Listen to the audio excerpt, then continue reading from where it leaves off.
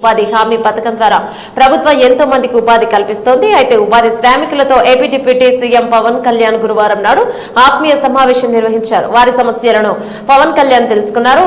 IFS director, జాతీయ NREGA director Srikanth గారు, director social audit, Panchayati Raj మరియు గ్రామీణాభివృద్ధి శాఖ అధికారులు, మిగతా ఉన్నతాధికారులందరికీ కూడా పేరు పేరున నా హృదయపూర్వక నమస్కారాలు. మరోమారు అందరికీ మేడే సందర్భంగా మీ అందరికీ మేడే శుభాకాంక్షలు తెలియజేసుకుంటా ఉన్నాను. మీ అందరి మాటలు వింటూ ఉంటే చాలా చాలా ఆనందం కలిగించింది. ఏ ఉద్దేశం కోసం అయితే అంటే గ్రామాలు పట్టుకొమ్మలు, చిన్నప్పుడు పుస్తకాలు చదువుకున్న స్కూల్లో, ఇందాక మీరు మొగల్తూరు నుంచి మీరు మాట్లాడుతూ ఉంటే నేను మొగల్తూరుకి ఒకసారి 2 సార్లు వచ్చాను. నేను పుట్టింది మన గుంటూరు జిల్లా బాపట్లో పుట్టాను. మొగల్తూరుకి అయితే ఒకసారి 2 సార్లు వచ్చినట్టు గుర్తు నాకు చిన్నప్పుడు. నాకు చిన్నప్పుడు ఉన్న 2 ఎకరాల పొలం అమ్మేసుకున్నాం. అంత 3 ఎకరాలు ఉండేది, అది అమ్మేసుకున్నాం, అది ఇబ్బందులతోటి. సో నాకు ఎందుకు పల్లెటూళ్ళ మీద చాలా విపరీతమైన మమకారం, నాకు మామూలు ఇష్టం కాదు. నాకు గ్రామాలు బాగుండాలని నిరంతరం ఆకాంక్షించేవాడిని. అందుకే నేను ఒక 8 ఎకరాలు ఎప్పుడు ఒక పొలం కొనుక్కున్నాను, చాలా సంవత్సరాల క్రితం, దాదాపు ఒక 25 సంవత్సరాల క్రితం అనుకుంటాను. సో దాంట్లో ఇప్పుడు నేను మీకు మూగ జీవాలకి నీటి సౌకర్యాలు కానీ, లేదంటే ఇవన్నీ ఎక్కడి నుంచి వచ్చినాయి, లేదంటే మీ శ్రమని. ప్రధాని నరేంద్ర మోదీ అమరావతి పునఃప్రారంభ కార్యక్రమం సందర్భంగా హోంమంత్రి వంకలపూడి అనిత సమీక్ష సమావేశం. విజయవాడ రూరల్ మండలం నిడమానూరు తెలుగుదేశం పార్టీ కార్యాలయంలో కూటమి నాయకులతో సమీక్ష సమావేశం. భారీ భద్రత ఏర్పాట్ల దృష్ట్యా ఎమ్మెల్యే యార్లగడ్డ వెంకట్రావు, రాష్ట్ర హోంమంత్రి వంగలపూడి అనిత అధ్యక్షతన సమీక్ష సమావేశం నిర్వహించారు. ఈ సందర్భంగా హోంమంత్రి మీడియాతో మాట్లాడుతూ, రేపు అమరావతి పునఃప్రారంభ కార్యక్రమంలో భారత ప్రధాని నరేంద్ర మోదీ అమరావతి రానున్నారు. కూటమి నాయకులు, కార్యకర్తలు పాల్గొని ప్రధానమంత్రి పర్యటనను విజయవంతం చేయాలి. ఆంధ్ర రాష్ట్రంలో గన్నవరానికి ఒక ప్రత్యేక చరిత్ర ఉంది. గత ప్రభుత్వంలో నాయకులు ఎన్ని ఇబ్బందులు పెట్టినా, ఎన్ని కేసులు పెట్టినా మళ్లీ తెలుగుదేశం పార్టీకే అధికారాన్ని పట్టం కట్టారు. గత ప్రభుత్వంలో 2019 నుండి 2024 వరకు అమరావతి అధోగతి పాలయ్యింది. గతంలో ప్రధాని నరేంద్ర మోదీ, సీఎం నారా చంద్రబాబు నాయుడు చేతుల మీదుగా ప్రారంభమై వైసీపీ ప్రభుత్వం అధికారంలోకి వచ్చిన తర్వాత అమరావతి ఆగిపోయిన పరిస్థితి. ఇప్పుడు మళ్లీ ప్రధానమంత్రి నరేంద్ర మోదీ, సీఎంగా నారా చంద్రబాబు నాయుడు చేతుల మీదుగా మన రాష్ట్ర రాజధానిగా అమరావతి పునర్నిర్మాణం జరగడం ఇది చాలా శుభసూచకం.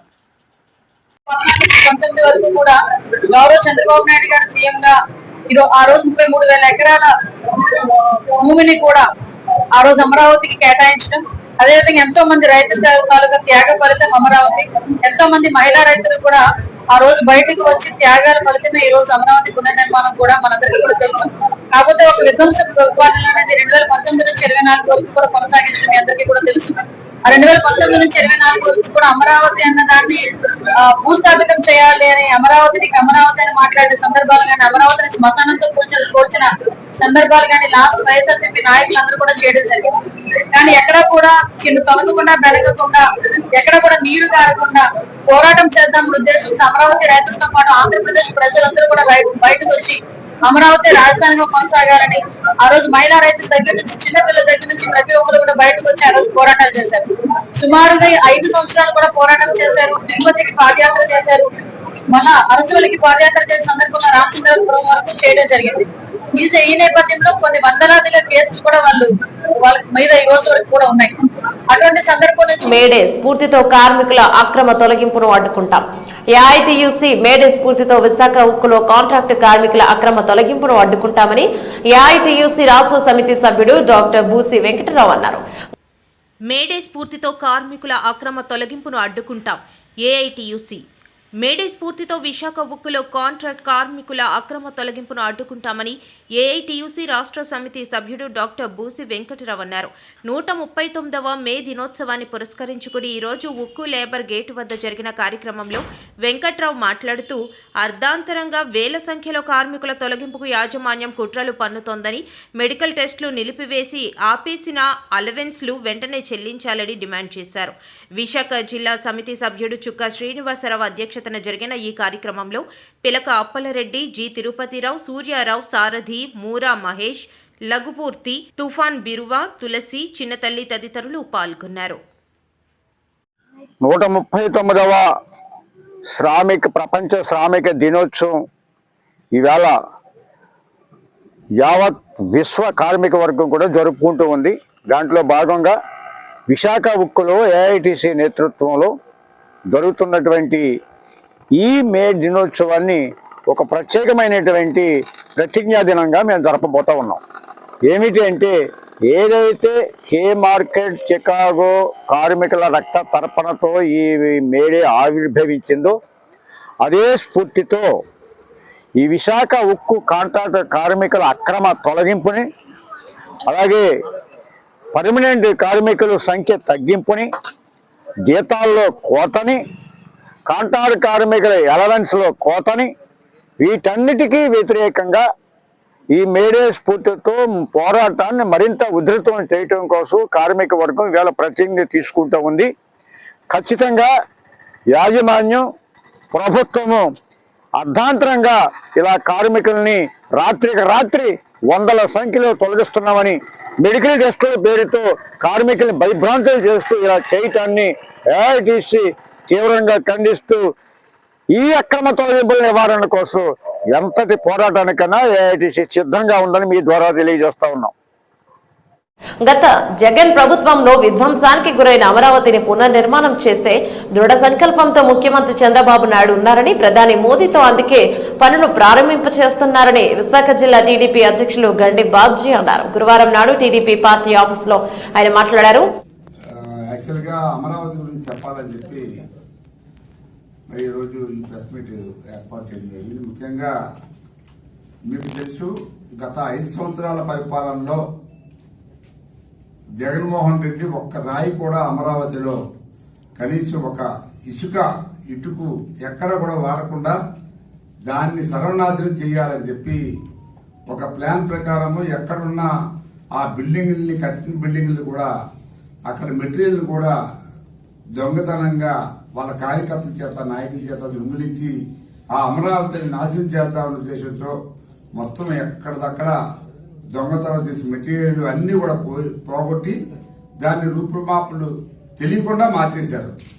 కానీ ఈరోజు భగవంతుడి దయ వలన, ప్రజల యొక్క దయ వలన మళ్ళీ ఉమ్మడి ప్రభుత్వం వచ్చింది కాబట్టి ఈవేళ ఎట్టి పరిస్థితుల్లో అమరావతిని మళ్ళీ బాగు చేసుకొని ఈ జాతికి అంకితం చేయాలనే ఉద్దేశంతో చంద్రబాబు గారి నాయకత్వంలో పవన్ కళ్యాణ్, బీజేపీ మొత్తం అంతా కలిపి సుమారు 1,00,000 కోట్ల రూపాయలు అమరావతిలో ఖర్చు పెట్టి ఒక బ్రహ్మాండమైన రాజధానిని నిర్మించాలనే ఉద్దేశంతో రేపు ప్రధాని చేతుల మీదుగా పునఃస్థాపన చేయడానికి ప్రభుత్వం నిర్ణయం తీసుకుంది. ఈ సందర్భంగా కొన్ని విషయాలు మీకు చెప్పి నేను వినిపిస్తాను. ముఖ్యంగా ఆ రోజు కనీసం ₹1 కూడా పెట్టాలంటే వేస్ట్, ఇక్కడ ఎన్ని లక్షల కోట్లు పెట్టినా వేస్ట్ అయిపోద్ది అనే ఉద్దేశంతో జగన్మోహన్ రెడ్డి ఉంటే కనీసం క్వార్టర్స్ ఏవైతే కొన్ని బిల్డింగులు, అసెంబ్లీ, సచివాలయం మనం కట్టాం ఆల్రెడీ, అదే బిల్డింగుల్లో పరిపాలన చేసిన ఆ మూర్ఖుడు ఈవేళ అవి ఎందుకు పనిచేయమని చెప్తే అవే ఈవేళ మనం వాడుకుంటున్నాం. వాటికి బదులుగా మళ్ళీ ఈవేళ మన అసెంబ్లీ సెక్రటేరియట్ అంతా కూడా సుమారు మనం 60,000 కోట్ల రూపాయలతో 217 స్క్వేర్. ఏపీసీసీ అధ్యక్షురాలు వైఎస్ షర్మిలారెడ్డి ప్రధాని మోదీపై కీలక వ్యాఖ్యలు చేస్తారు. ఏపీ రాష్ట్రానికి 10 ఏళ్లుగా చేసిన మోసంపై ఆయన ఆత్మ విమర్శ చేసుకోవాలన్నారు. విభజన హామీలో రాజధాని నిర్మాణం పూర్తిగా కేంద్రం బాధ్యత అని, ఆ బాధ్యతకు కట్టుబడున్నానని, ఢిల్లీని మించిన రాజధాని కట్టిస్తానని రాసి ప్రధాని మోదీ సంతకం చేయాలన్నారు. చూపొద్దట, సరేనా? ఆంధ్ర రాష్ట్ర ప్రజలు గత 10 సంవత్సరాలుగా వాళ్ళు బానిసలు కావాలని వాళ్లకు లేకపోయినా వాళ్ళు ఎంచుకున్న నాయకులు బీజేపీకి బానిసలుగా పనిచేశారు కాబట్టి ఆంధ్ర రాష్ట్రం మొత్తం 10 సంవత్సరాలుగా బీజేపీ పార్టీకి బానిసత్వం చేశారు. ఎందుకంటే చంద్రబాబు గారు 2014లో ముఖ్యమంత్రిగా బానిసత్వం చేశారు. 2019 నుంచి జగన్మోహన్ రెడ్డి గారు దాన్ని అందిపుచ్చుకున్నారు. అంటే 10 సంవత్సరాలుగా ఆంధ్ర రాష్ట్ర ప్రజలని మోడీకి బానిసలుగా చేశారు. ఇప్పుడు కూడా అలాగే బానిసత్వంలోనే ఉండాలి, మా తప్పులను మీరు ఎత్తి చూపడానికి లేదు అని ఈరోజు కాంగ్రెస్ పార్టీ అధ్యక్షురాలుగా కాంగ్రెస్ పార్టీ తరపున మేమందరము కలిసి అక్కడికి వెళ్లి ధర్నా చేయాలి అనుకుంటే అది తప్పైపోయిందట. సిటీలో ఎక్కడైనా ఏదైనా ధర్నా చేయాలి అంటే పర్మిషన్లు తీసుకోవాలి. మేము తీసుకుంటున్నాం. ఏ తాలి బజావుకైనా ఇంకో దానికైనా పర్మిషన్లు తీసుకునే చేస్తున్నాం. అదేదో శివార్లలో ఉంది, అక్కడికి ఎవడు పోడు. ఇప్పటికీ కూడా అమ్మ వీడియో ప్లే చేయి. ఇప్పటికీ కూడా వీళ్ళు శంకుస్థాపన చేసిన స్థలానికి పందులు పురుగులు తప్పితే ఏవీ లేవు. ఇక్కడ చెట్లు పుట్టలు తప్పితే ఏమీ లేవు. ఇది 10 సంవత్సరాలుగా మోడీ గారు శంకుస్థాపన చేసిన తర్వాత అక్కడ జరిగిన అభివృద్ధి. ఇది ఈ గడ్డి, ఈ చెట్లు, మోడీ గారు చేసిన అభివృద్ధి మనకు రాజధాని. ఇది 10 సంవత్సరాలుగా మన రాజధాని. ఏది మోడీ గారే స్వయంగా వచ్చి శంకుస్థాపన చేసి అట్టహాసంగా ఈ శిలా పథకాన్ని ఇంత అట్టహాసంగా ఇక్కడికి వచ్చి చేసి వెళ్లారు. ఇక్కడ చెట్లు పుట్టలు తప్ప ఏమీ లేవు. పందులు పురుగులు తప్పితే ఏవి ఇక్కడ సంచరించని కూడా సంచరించు. ఇలాంటి స్థలానికి మేమెళ్ళి మోడీ గారు 10 ఏళ్ళు అయింది మీరు వచ్చి, మరి దీని కథ ఏమిటి, దీనికి ఏం సంజాయిషి ఇస్తారండి అని మేము అడగాలనుకుంటే మమ్మల్ని ఏం చేశారండి? హౌస్ అరెస్ట్ చేశారు. దేనికి? స్పష్టంగా మీరు భయపడుతున్నారనే కదా అర్థం. మీ తప్పులు ఎత్తి చూపుతాము, ప్రజలు గమనిస్తున్నారు, అందుకే కదా మోడీ గారు వచ్చారండి. మోడీ గారు వచ్చి ఉట్టి చేతులతో రాలేదు. 10 సంవత్సరాలు మట్టి చేతులతో వచ్చారు. పార్లమెంట్ నుంచి మట్టి తెచ్చారట, యమునా నది నీళ్లు కూడా తెచ్చారట. దానికి మోడీ గారు చెప్పింది పార్లమెంట్ నుంచి నేను మట్టి తెస్తున్నాను అంటే ఇది ఊరికే తేవటం లేదు. మోడీ గారి వీడియో ప్లే చేయమ్మా.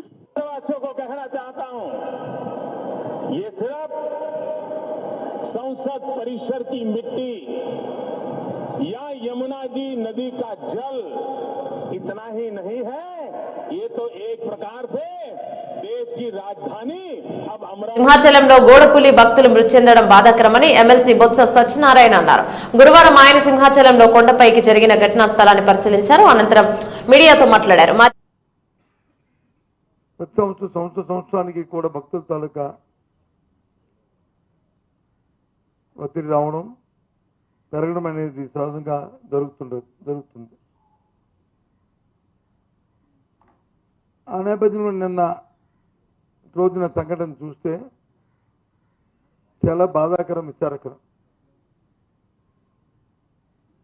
నిన్న జరిగిన సంఘటనలో చనిపోయిన 7 దుర్మరణానికి కారణం పూర్తిగా ప్రభుత్వ తాలూకా వైఫల్యం.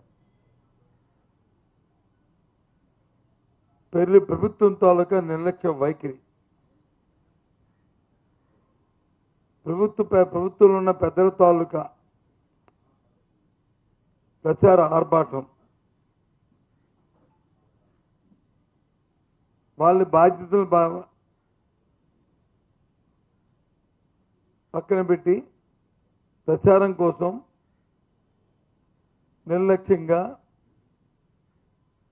ఎంతసేపు కూడా ఆ విఐపి దర్శనాలు, విఐపి పాసులు అంతే తప్ప ఎంతమంది భక్తులు వస్తారు, ఆ భక్తులు తగ్గ ఏర్పాట్లు ఏమి చేయాలి, ఏ విధంగా ఆ వచ్చిన ఒత్తిడిని తాకిని తట్టుకోవాలి, గత సంవత్సరాల్లో జరిగిన పరిణామాలు ఏంటి, జరిగిన ఆ ల్యాప్సెస్ ఏమంటే ఆ ల్యాప్సెస్ నుంచి ఏ విధంగా మనం దాని నుంచి చూడాలి, ఇంకా బాగా భక్తులకి దర్శనము వారి సౌకర్యాలు కల్పించాలి అన్న ఆలోచనని చేయవలసిన బాధ్యత ప్రభుత్వాలది.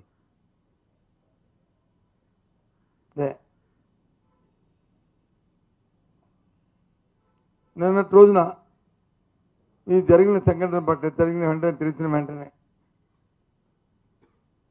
7 భక్తులు దుర్మరణం చెందడం, ఒకరికి వచ్చి ఇంజూర్డ్ అవ్వడం, విషయం తెలిసిన వెంటనే మా నాయకుడు జగన్మోహన్ రెడ్డి గారు పుట్టిన అక్కడి నుంచి బయలుదేరి వచ్చి ఆ కుటుంబాన్ని పరామర్శించి వాళ్ళని ఓదార్చి, ఎందుకని యంగ్ కపుల్ నేను చూసాం, వాళ్ళు చూస్తే ఉదయం దవించిపోయింది.